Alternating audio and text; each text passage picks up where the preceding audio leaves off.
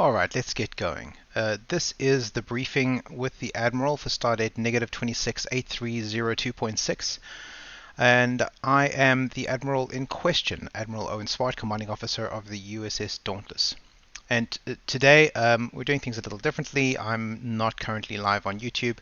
We're recording a few days earlier this time because next week at the typical recording time I will be traveling and I will not have access to a suitable studio setup. So I'm recording early, and I'm hoping that some of the Dauntless crew will be able to join me, but of course it is not the usual time, so if nobody makes it, that's fine too.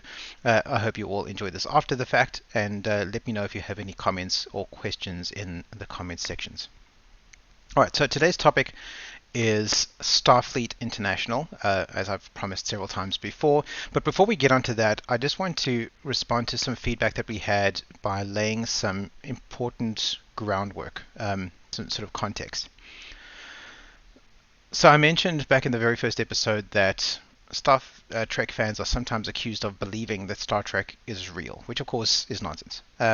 But it's understandable why people might think that based on some of the things that we say. And let me explain what I mean by that exactly. Some of the things that we say when we're talking to each other, it sounds like we're talking as if it's real. So when we're talking to other people, we make it clear that it's not real, but when we talk to each other, it makes it sound like it is real, like we secretly believe that it is. That is not what's going on. By way of comparison, let me appeal to the scholarship of a different franchise, specifically Sherlock Holmes. Sherlock Holmes, of course, was a series of stories written by Sir Arthur Conan Doyle in the late 19th century. It was very popular, it still is, and people are still writing Sherlock Holmes stories today, even though Doyle himself passed many, many years ago. In the Sherlock Holmes stories, when you're reading them from the point of view of a different character in the story, namely Watson. Watson is, of course, if you're not familiar, Sherlock Holmes' sidekick, Sherlock Holmes, the world-famous detective, and Watson is his friend who follows him around and documents his adventures. And ostensibly, the stories that we are reading as the reader of the Sherlock Holmes stories are the stories that Watson has written about Sherlock Holmes. So we have two attributions of authorship for the Sherlock Holmes stories. We have the one that the stories themselves claim to be written by, which is Watson, and then we have the one that we know actually wrote the stories, which is Doyle, Arthur Conan Doyle. And that illustrates a kind of dichotomy in the way that we evaluate fictional literature, as there being two primary different points of view.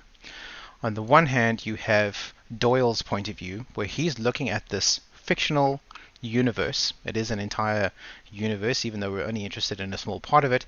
This universe doesn't exist except in his own mind and in the minds of the people who are reading it.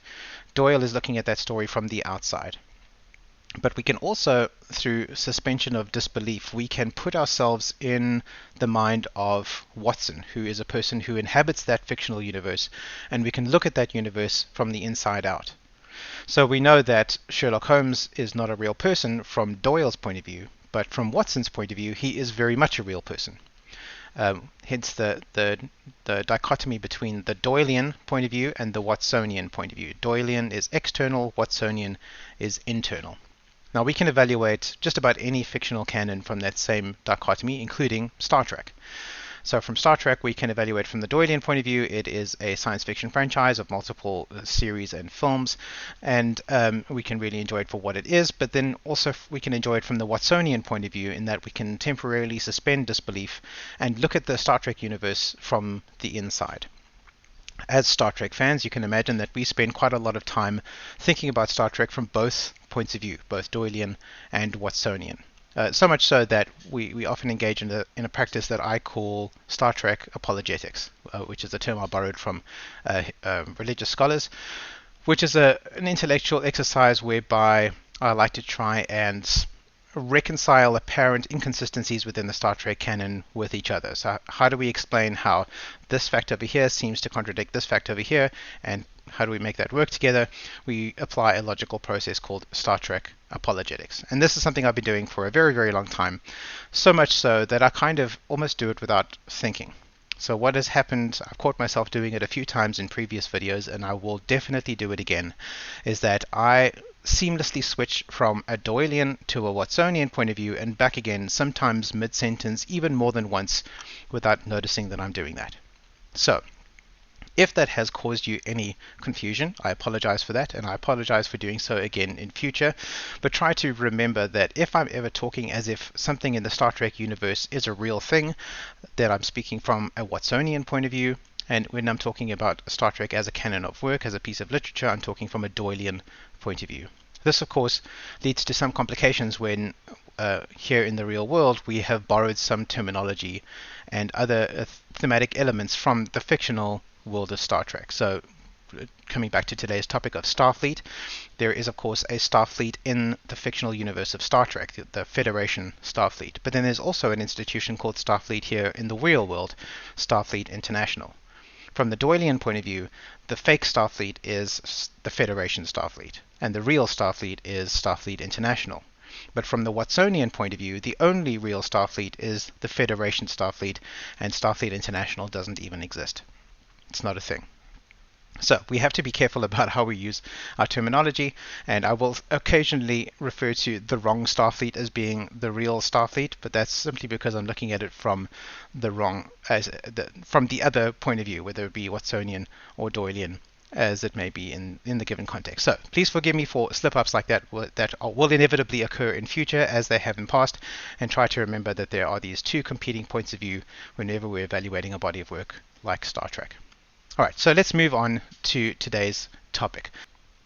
Alright, so we're going to be looking today at Starfleet, the International Star Trek Fan Association Incorporated, more easily referred to as Starfleet International or SFI. And that is it's a body that connects multiple individual Starfleet chapters together in this international network of things. But let's not make up our own words. Let's look at Starfleet's own wording for how they describe themselves. What is Starfleet International? Starfleet is our members. For over 4 decades, Starfleet has provided Star Trek fans a way to make friends, have fun, give back to their communities, and show that the dream of Gene Roddenberry can live long and prosper. On the local level, members can gather with other fans for a variety of enjoyable activities. On the international level, Starfleet offers our members a wealth of resources that cannot be found in any other Star Trek fan club.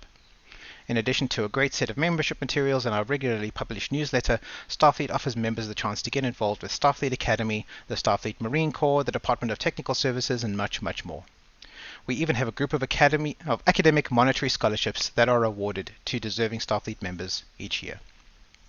Alright, so that gives us a good starting point. Starfleet is an umbrella organization that allows us to connect a network of individual fan clubs around the world. Each one of those fan clubs has now become a chapter in Starfleet International, and Starfleet becomes then the umbrella that connects them all together. And there are a great many features to being a member of SFI, which we'll go through as many of them as we can. I don't think we're going to have time to do every single one of them. Starfleet is our chapters. Starfleet is divided into hundreds of local chapters spread out across the United States and the world. It is in this local chapters that members of Starfleet get together to make friends, meet, and have a fun time. In keeping with the Star Trek theme, our chapters are each named as a ship of the line or a space station. This I've covered in our previous videos. Here, the Dauntless is one such chapter. The United States is specifically mentioned, as I mentioned in an earlier video. Most of our chapters are based in the United States. The Starfleet International organization began in the United States, in Texas to be more precise, although we are now registered in South Carolina. That is where the majority of our members are. It's simply an accident of history and of cultural peculiarity that fan clubs in general and Starfleet International in particular tend to arise in the United States. Starfleet chapters range in size from 10 members to several dozen. Some get together and meet in person, while others are correspondence chapters. In these chapters, members who live far away from each other can still exchange messages via email, telephone, and even good old-fashioned postal mail. There was until a few years ago a formal distinction between meeting chapters and correspondence chapters. Meeting chapters, as the name suggests, were chapters that would meet in person, and correspondence chapters were ones that operated exclusively over the internet. But it became clear that there really wasn't a meaningful distinction between those two. Pretty much all chapters have an online component and an in-person component, and the only difference, if there is one, is a matter of degrees. How much of your time is spent online and how much of it is spent in person will vary from chapter to chapter, and even within the same chapter vary from month to month. On the Dauntless, we've always had a hybrid approach to this. We've always had a strong online presence, but we've also had a strong focus on in-person activities since the beginning. Moving on. Starfleet is our regions. Starfleet chapters are grouped into regions, with each region covering a different geographical area. These regions will often hold gatherings where crews of many chapters get together for conferences, parties, charity events, and a wide range of other activities. As I mentioned, the Dauntless, we are in Region 8, which covers Africa and the Middle East, which, if you looked at a globe recently, you will know is a very large geographical region. Most of the regions are much smaller geographically than that, and it only takes a few hours to drive across them. In those smaller regions, it's more practical for members from different chapters in those regions, neighboring chapters, to get together in person and have regional summits. Here in Region 8, just the sheer expanse of our region physically has made that very difficult so far. We have yet to host a regional summit. But that doesn't mean that we don't still engage in joint operations with other chapters here in Region 8 from time to time. Starfleet has a chain of command, just like Star Trek. Each chapter is led by a commanding officer and a first officer. Chapters report to regional coordinators who form the board of directors for Starfleet and work with an elected 7-member executive committee that serves a term of 3 years. A solid chain of command exists to deal appropriately and fairly with any problem or concern a Starfleet member might have with or at any level of the organization. We'll go into some detail about the chain of command, which is great. You can see here that we have a diverse offering in terms of what your career path might look like as a Starfleet member, and even if you were to choose one of these branches of service, you're not locked into it. You have no shortage of options choosing your Starfleet career. So that's a general overview of what Starfleet looks like. Let's just take a look at the membership prices. So as I mentioned in the first episode, being a member of the Dauntless is free. We don't charge a fee, we don't handle any money. That has always been and probably always will be the case. But to become a member of Starfleet International, there is a fee associated with it, and it's an annual fee. For a single member, it's $10. In South African terms, as of today's exchange rate, that's about 185 odd rand, so that's a meal for two at McDonald's.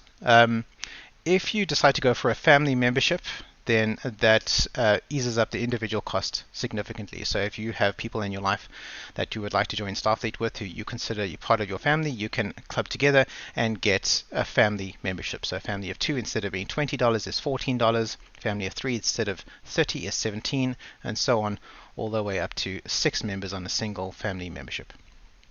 So that's fairly reasonable.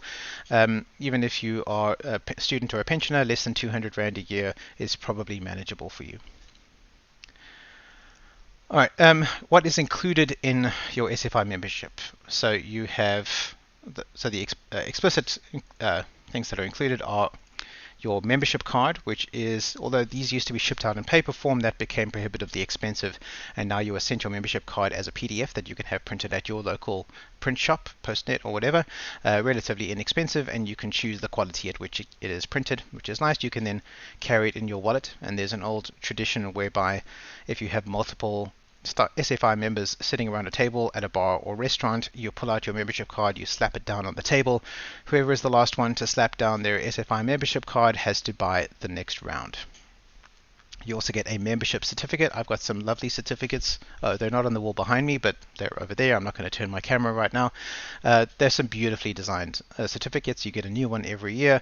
You can get those printed out and framed and put on your wall. I would recommend doing that. Advertise to your friends and family who come and visit you that you're a Starfleet member. You get quarterly issues of our Starfleet newsletter, The Communique. The communique is an essential piece of literature put out by Starfleet, again, quarterly. It is also distributed electronically. You get an email with a PDF attachment. You can download the PDF and read through it on your screen, or you can have it printed on high-quality paper and add it to your Star Trek collectibles display if you like. Either way, it is definitely worth reading to keep up on what's happening in and around Starfleet, and get all the relevant information to you as a Starfleet member. Starfleet scholarships are worth touching on. So there is an excess amount of cash that is generated through membership fees, and some of that cash is allocated to these specific scholarships that people can apply to every year. So if you are a student and you could use a little bit of financial assistance with your purchasing books or maybe even tuition, you can apply to receive one of the Starfleet scholarships. It's not a huge amount of money, but every little bit helps. It might be enough to buy you a book or something like that. So if that is interesting to you, you can head over to the Starfleet scholarships page and find out more about that. Member discounts are available, so we offer valuable discounts on goods and services. Membership have its privileges. Click here to view our discount offers. I think I have that up here already. So at the moment, we don't have a very long list, but we do have a few cool items, including fan sets. They produce collectible pins relating to various fandoms, including Star Trek. We've got Sci-Fi Geeks. They produce high-quality patches relating to various sci-fi franchises, again, including Star Trek. We've got 4imprint. They're a printing company based in the United States. The Star Trek wines, you can get a small discount off of there. And Red Roof Inn, which is a hotel chain also in the US, Brazil, and Japan, where you can get a small discount there. This list is always changing, and in fact, there's currently a project underway to expand this list to areas outside the United States. You may have noticed that most of these are particularly relevant to members in the US. Again, that's just because that's where most of the members are. But each region has been asked to appoint a local perks director who can then help to add to that list, find out local places where you can obtain discounts for being a Starfleet member in your local area. So expect that list to expand over the next few months, but as of now, that's where it is.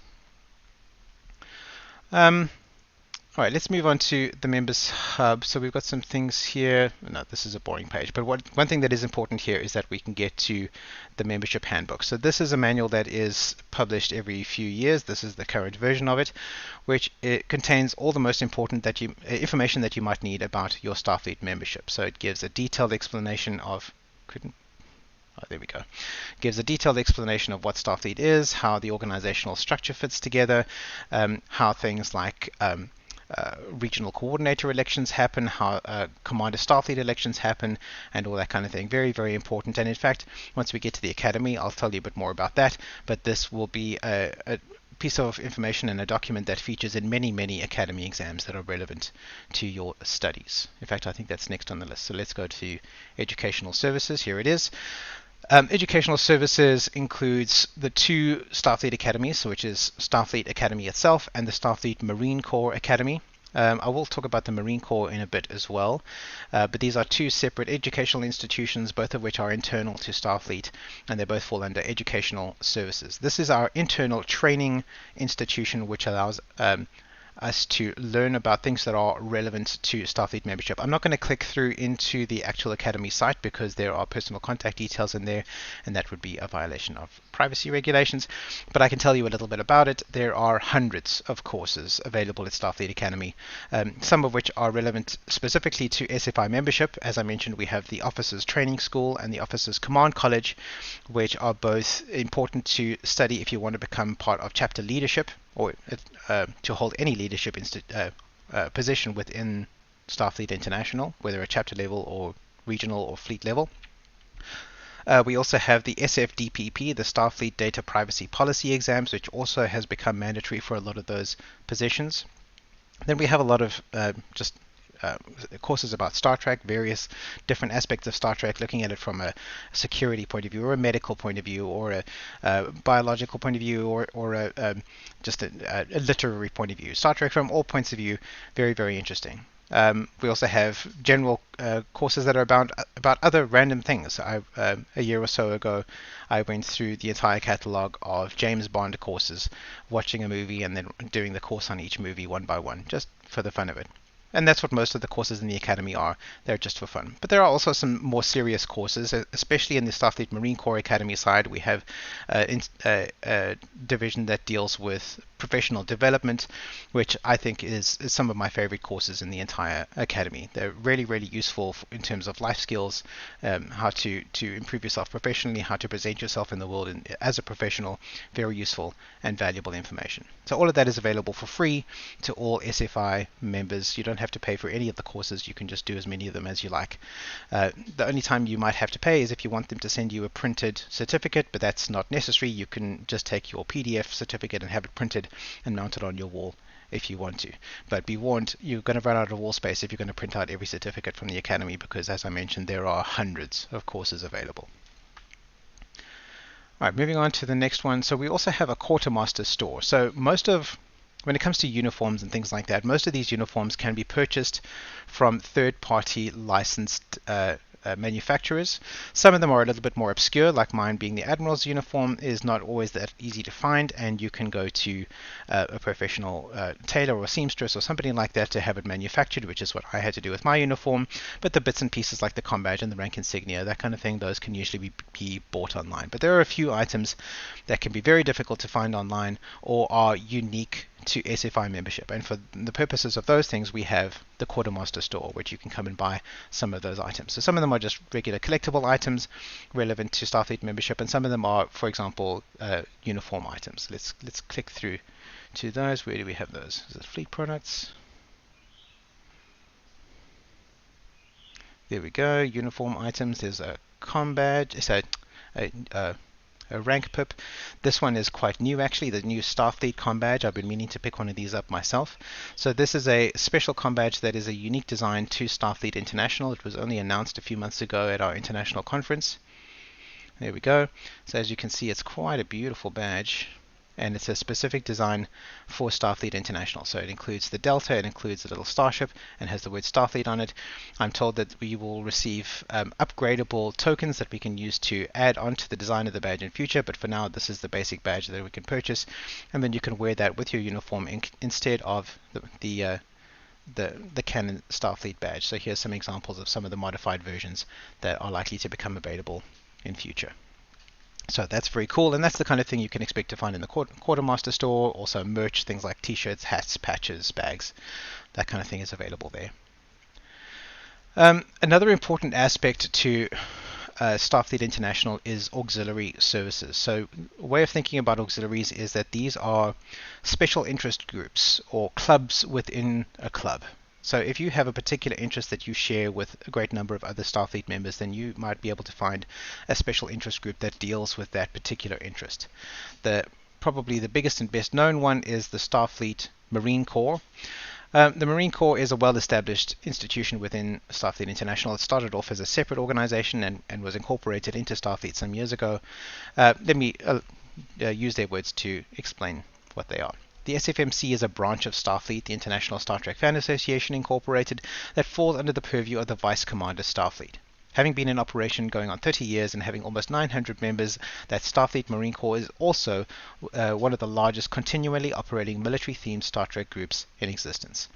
Members of the Starfleet Marine Corps include veterans and active duty military, as well as people who just prefer a military flavor to their Star Trek fan activities. The SFMC is organized along traditional military lines in the same manner as SFI. However, instead of being organized along Navy lines and using the terms such as ships or shuttles, the SFMC uses ground force equivalents such as brigades or strike groups. So that gives you a sense of what the Marine Corps is about. It's just a different flavor of Starfleet membership, but with a more strictly military way of looking at it. And it was founded by and for people who either have served in the military, are currently serving in the military, or just generally prefer a stricter military aesthetic. One example is that in Starfleet in general, they military style salute. We just don't do that, but in the Marine Corps they do.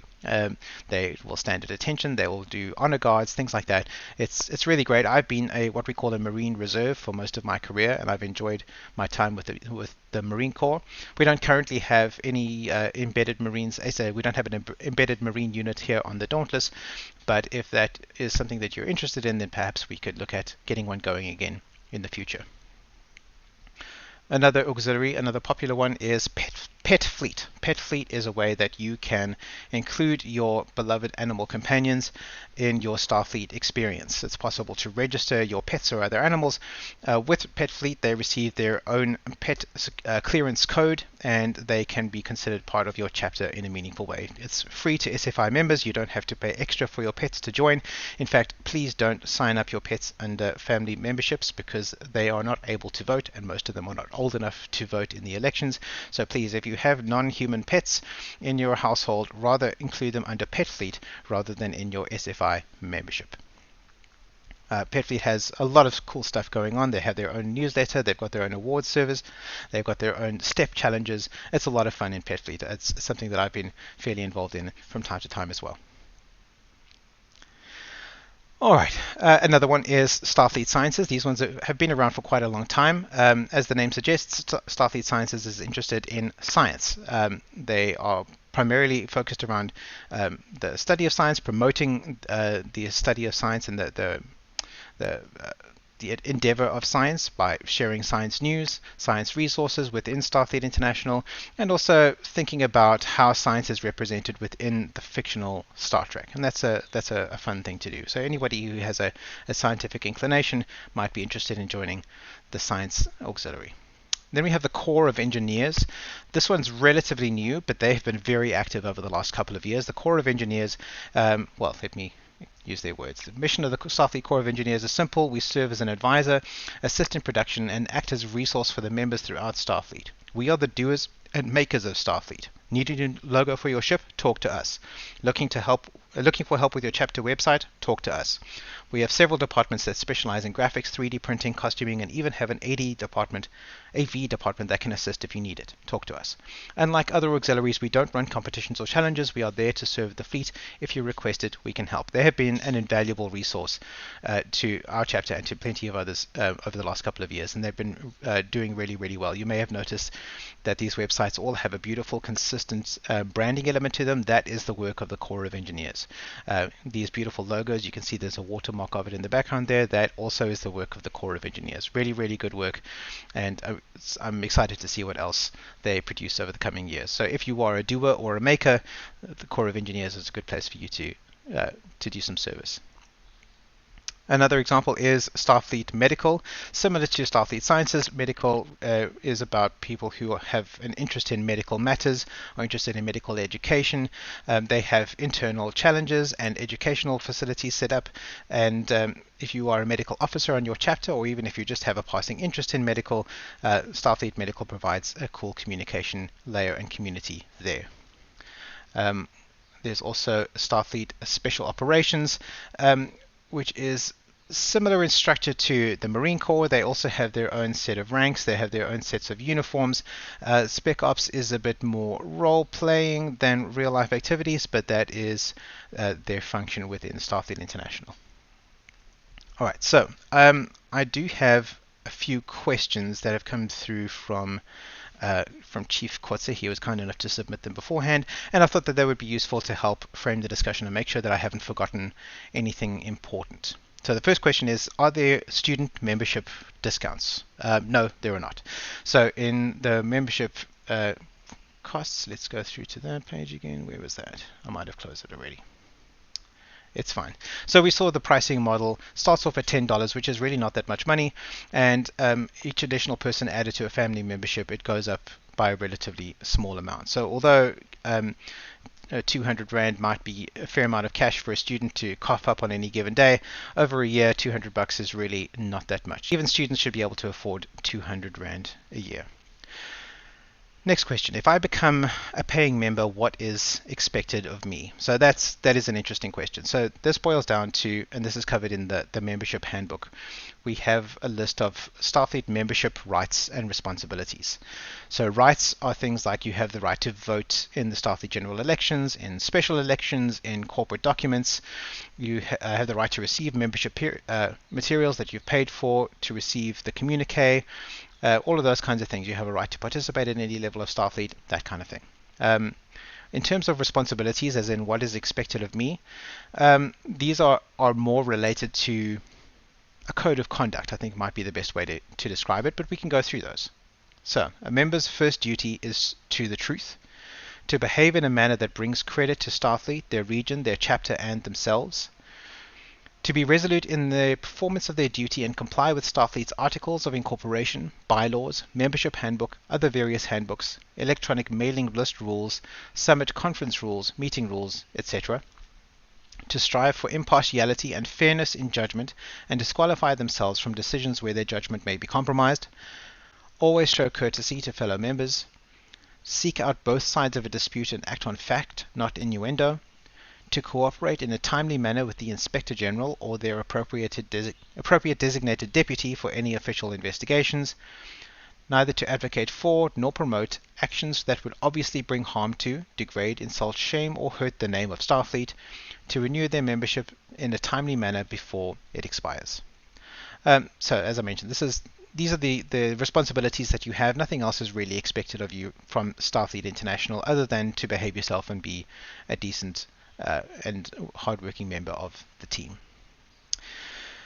Next question, do I get discounts going to conventions? So currently no. We saw those list of membership perks. It was around here somewhere. There we go. It doesn't currently list any convention management companies, but that doesn't mean that couldn't happen in the future. As of now, no, but possibly someday. If you have any contacts with a company that arranges events, conventions, then you might be able to negotiate a perk on our behalf. Please let us know if that's something that you're interested in doing. Next, is SFI an NPO, which is a non-profit organization? If so, does SFI have a registration number I can use to get discounts from shops that offer discounts to NPOs? Yes and no. Starfleet is registered as a 501c7 not-for-profit corporation in South Carolina, which is distinct from a 501c3 corporation, which is a charity. So both are non-profits. One is a charity and one is not. We are not a charity. That means we are a not-for-profit organization, but when it comes to other institutions that offer discounts to NPOs, they typically do that for purchases made by the NPO itself. So if you were an officer of Starfleet acting on behalf of Starfleet, buying material for Starfleet itself, then you might be able to use Starfleet registry number to get a discount there. But if you're just a Joe member who's buying your own stuff from that company, it wouldn't be appropriate for you to use that number in that situation. Unless, of course, the shop in question is fine with you doing that, in which case, go ahead. But that's pretty rare and not usually how these things work. All right, next one.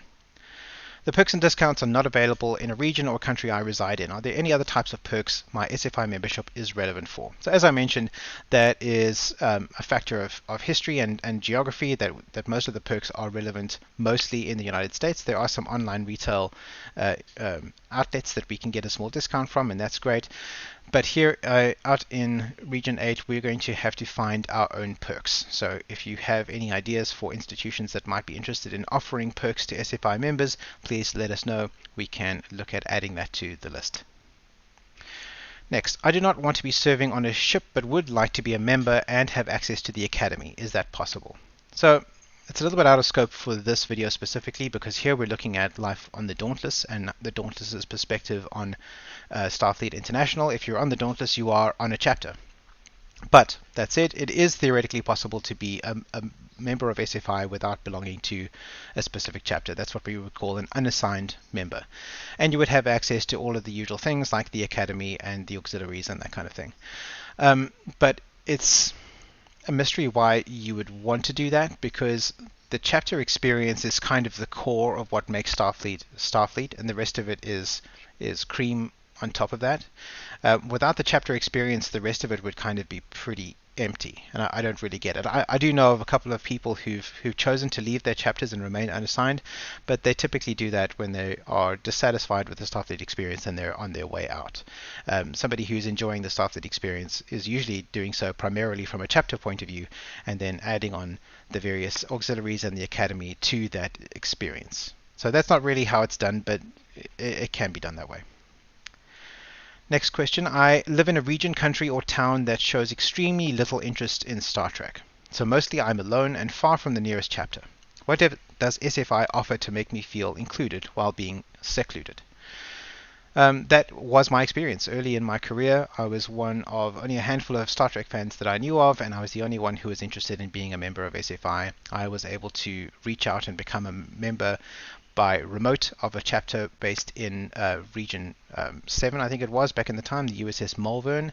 They took me in, even though they were a meeting chapter, they were happy to have me as a correspondence member. Remember that although there was that distinction between a meeting chapter and a correspondence chapter in years gone by, that was never really a meaningful distinction. So if you are far away physically from the nearest chapter, reach out to that chapter or other chapters. In fact, any chapter around the world might be interested in having you on board. Most chapters have members that are not physically within their geographical region, and they only interact with them online. That is possible. They can then offer you support and suggestions and ideas on how to reach out to other people in your local community who might be Star Trek fans. And if there aren't any, maybe you could create some by exposing them to the message of Star Trek, as I spoke about in the last video about our mission. By exposing them to the beauty of Star Trek, maybe they can become interested and then become Starfleet members after that. But all of that can be done remotely and online. StarFleet International itself offers some online community as well. We have a very vibrant Facebook group, two of them actually, the business only and the membership only, as well as a bunch of other smaller Facebook groups. Each of the auxiliaries has their own, some of the chapters have their own, many regions have their own Facebook groups, and then of course there is Discord, which is a much more suitable platform for that kind of thing. Again, there's a Starfleet International Discord server, there are servers for most of the auxiliaries, there are servers for most of the regions and for chapters.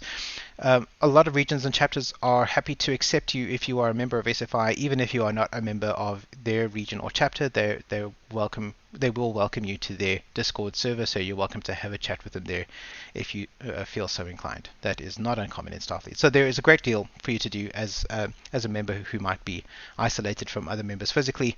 But one of the most important things you have access to is support in getting your own local group getting going, and hopefully over time you can launch your own chapter, as I've had the privilege of assisting local members here to do over the previous few years. All right, one more question. Is SFI affiliated with the Gene Roddenberry Foundation in any way? No. So SFI has no formal affiliations with any other institutions that I'm aware of.